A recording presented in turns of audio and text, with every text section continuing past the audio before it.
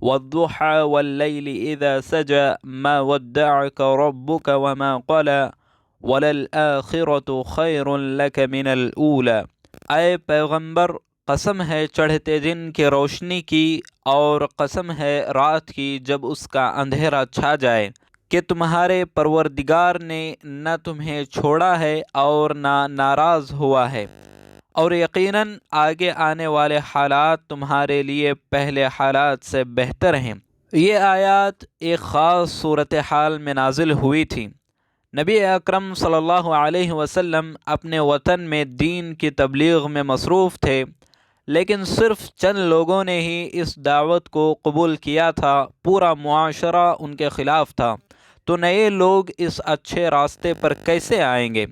آنے والے دنوں میں اس تحریک میں ایسی کوئی حرکت و لچک نظر نہیں آتی تھی جس سے اس کی بقا کی امید کی جا سکے، کیونکہ ہر کوئی اپنی پوری طاقت سے اس راہ حق کو تباہ کرنے کی کوشش کر رہا تھا۔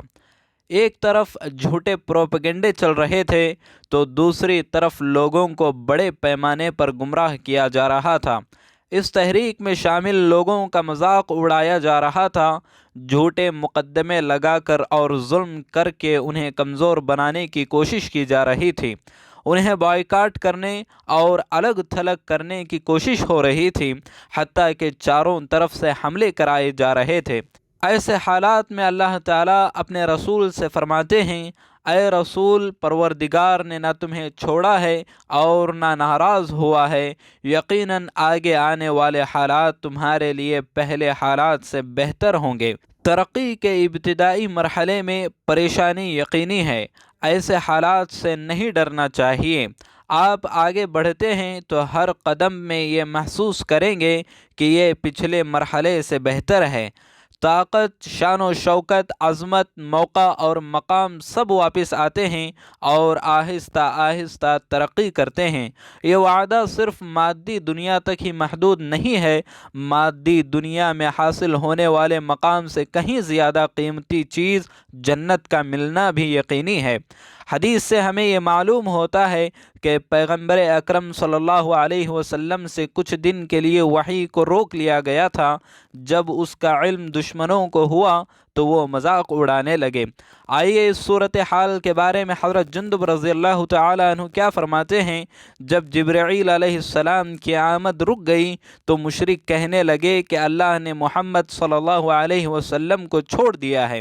ایمان اور کفر کے مابین ٹکراؤ میں امن، ہمت اور طاقت دینے والا واحد ذریعہ عارضی طور پر رک جانا اور دشمن کا مذاق اڑانا، یہ دونوں چیزوں نے پیغمبر اکرم صلی اللہ علیہ وسلم کو غمگین کر دیا ہوگا۔ کیا میں نے کچھ غلط کیا؟ کیا اللہ میرے بارے میں ناراض ہے؟ کیا میں اس حق و باطل کے مابین کشمکش میں تنہا ہوں؟